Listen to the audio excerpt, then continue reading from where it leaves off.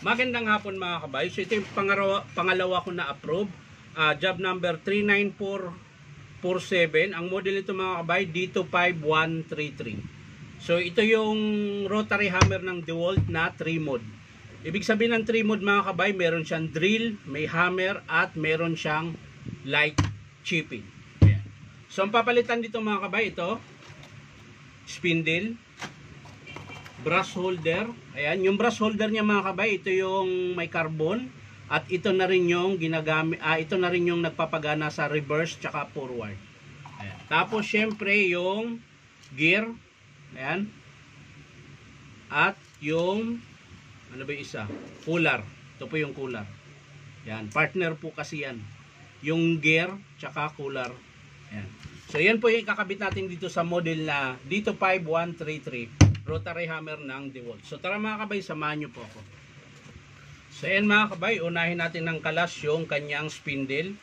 Ito yung unahin natin, spindle, cooler, tsaka gear. Yan po yung una ikabit natin. Panghuli na po itong brush holder. So unahin muna natin dito mga kabay. Yan. Pagkalas ito mga kabay, yan, nakalagay po yan sa drill. So para makalas nyo yan, iikutin nyo yan papunta dito. Ayan. Kapag yung arrow mga kabay nakatapat na po doon, pwede nyo nang kalasin yan o uga-ugain nyo lang. Yan. So yan, tanggal na. So pwede nyo nang kalasin yung spindle. Pero bago yan, ito muna. Yan. Sa mga nagtatanong paano kalasin, flat screw lang gagamitin nyo. Ayan, sisikwatin nyo pataas. Yan. At syempre yung meron siyang circlip, ring. So, susungkitin nyo lang ng matulis. Ayan. Gamit nyo ito. Pwede rin naman circlip remover. Ayan, kung meron kayong circlip remover. Pero ito hindi na kailangan mga kabay dahil malambot lang naman ito. Ayan.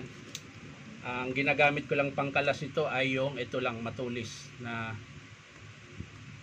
ayan. Hinasa ko lang ito. Ayan. So, sa pagkabit, ganun din po. Ayan. Tapos tatanggalin nyo yung bulitas. Yan po yung naglalak sa bala. Kaya ingatan nyo pong wag mawala ito. At syempre yung kanyang washer at spring. Yun. So pwede nyo nang hugutin yung kanyang housing. Ayan. So ganun lang po siya kadali mga kabay. Kalasin nyo yung spindle. Taktak nyo yung striker kung nasa loob. So wala yung ring nya. So nandito yung ring, okay lang. Ayan. Importante po yung wag mawala ito mga kabay, kaya lagi nyo itong ibabalik. Minsan kasi, pag binunot nyo yung spindle, nandito po yan nakakabit. So nakakalimutan minsan. So tatanggalin nyo yan, ililipat nyo rito sa bagong spindle. Ayan. Lagay nyo yan dyan. Yan po ang forma nyan. Ayan. Tapos, syempre, maglalagay tayo ng grasa. Ayan, dito lang.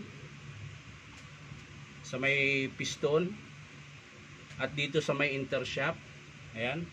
So, meron pa naman siyang grasa mga kabay. Dadagdagan lang natin. Ayan, bago natin kalasin yung gear. At yung cooler. Nakalimutan ko pala mga kabay.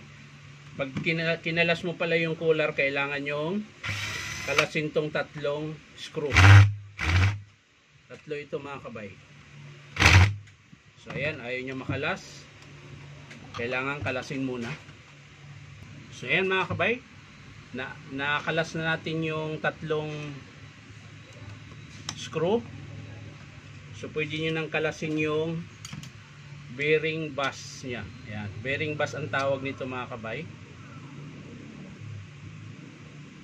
So medyo ano lang yung tornilyo, dikit na dikit, parang ayaw kumalas. Ayan. Kalimutan ko kasi nalagyan ko kagad ng grasa. Hindi ko pa pala nakalas ito. Ayan. So ito yung bearing bus ang tawag niyan. Ayan. Bago nyo makalas yung cooler, kailangan nyo munang kalasin yung kanyang ito yung selector. Tapos lagay natin yung bagong cooler. Ayan. Kung paano nyo po kinalas, ganun din po yung pagbalik. Siyempre, kailangan sabay siya dito sa selector nyo. Ayan. Para po siya pumasok, ikot-ikutin nyo lang. Yan. So pumasok na, pwede natin ilagay yung bagong gear. Ayan, at syempre wag nyong kalimutan, ito, may washer po yan.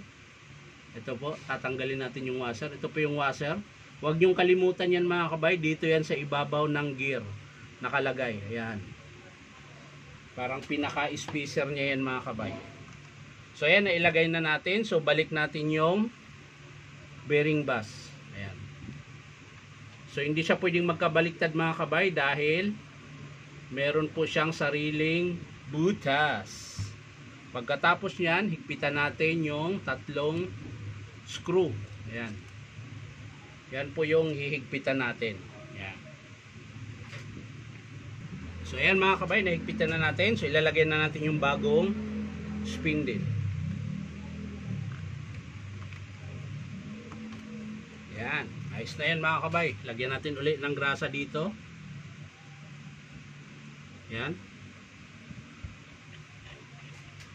At syempre,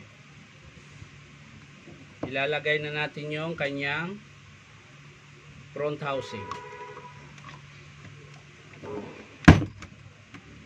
Yun, nakalas ko na pala dito. Tapos, higpitan na natin. Oh, mali yan. Ito yung screw niya. Ayan, higpitan po natin ito. So ayan mga kabay, nahigpitan ko na yung screw. So ibabalik natin yung lever or selector. Kung paano nyo kinalas mga kabay, ganun din po yung arrow. Pag binalik nyo, kailangan nakatutok doon yung arrow. Ayan, lalagay natin mga kabay. Yan, ganyan po ang forma. Tapos ikutin nyo po papunta rito sa taas. Yun. So ayan, ayos na yan. Pag tumunog, nag-lock na yon. So ang sunod yung balik natin yung spring, washer, tapos yung bulitas. Ito po. At syempre yung kanyang sleeve or cooler. Tapos balik natin yung ring na tinanggal natin. So sa pagbalik mga kabay, madali lang. Tutulak nyo lang ng flat screw yung ring, papasok na yan. Malambot lang naman kasi siya mga kabay. Ayan. So yan na mga kabay, pasok na. Tapos lagay nyo yung cap. Yan, didiin nyo lang ng hinlalaki nyo na kamay. So ayan, okay na siya mga kabay. So ang kulang na lang mga kabay, itong brush holder. So sa pagkabit nito, kalasin nyo yung dalawang wire. Hindi kayo malilito niyan dahil dalawang wire lang yan parate. Ayan. Tapos tanggalin nyo yung rubber. At syempre ito, wag nyong kalimutan yung kanyang lock. Ayan. Tapos yung screw. Ayan. Lulugan nyo lang to mga kabay para maiangat nyo yung brush holder. Ayan. Ito po yung screw nya. Magkabilaan po yan mga kabay. Dalawang screw yan. Yan. Tapos angat nyo yung spring ng carbon brush para hindi sasabit yung lumang carbon. Yan. Angat yung dalawang spring. At saka nyo sikwatin ng flat na ganito kaliit. Yan. Pero syempre tatapat mo muna dito. Yan.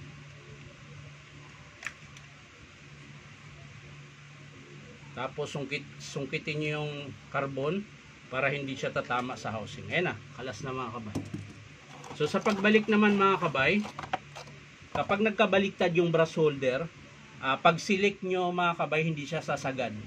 Kailangan sagad na sagad siya, reverse tsaka forward. Kapag hindi yan sasagad, ibig sabihin, halimbawa, nakaganyan ang posisyon mo. Yan. Ganyan yung kabit mo ng brush holder na ikabit mo na. Pag di sumagad yan mga kabay, baliktarin mo lang yung brush holder. Ikot mo lang siya. Yan.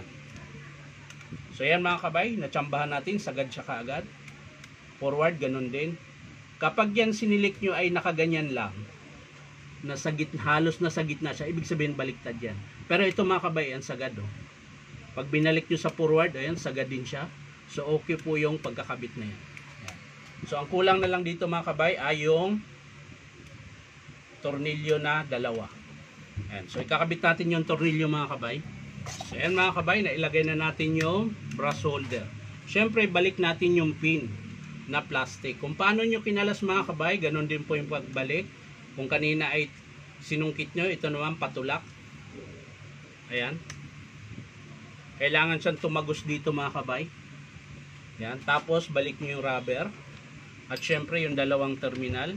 Yung red mga kabay sa ilalim. Pag nagkabaliktad naman yan mga kabay, hindi aabot yung kanyang wiring. Ayan. Tapos yung blue dito. Ayan. Tapos ayusin nyo yung wiring bago nyo i-sara para hindi maipit sa housing. So yan na po yung forma niya mga kabay. So higpitan na po natin ito mga kabay. At syempre at iti-testing natin mga kabay. So ayan mga kabay, iti-testing na po natin. Ayan, nilagyan ko na ng bala. Yun, nangitim na naman yung cellphone. So ayan, nakalagay po yan sa drill. Kapag yung araw pataas, drill po yan. Okay yung drill, lagay natin sa hammer mga kabay. Kapag yung arrow nakaganon, ibig sabihin yan mga kabay, nakahammer po yan. Yan yung umiikot na merong pumapalo. Kapag yung arrow mga kabay nakatutok sa baba, ayan, puro palo lang siya, wala siyang ikot. Ayan po.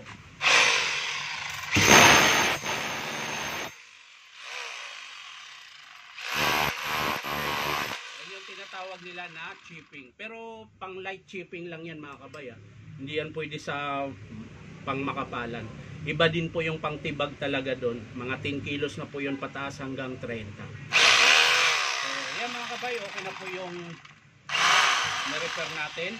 Ayan. So ayan, ulitin ko lang kung anong pinalitan mga kabay. Spindle set. Ayan. Sana yun, brass holder. At syempre yung kanyang cooler at pinion, gear pinion. Yun po yung tawag niyan.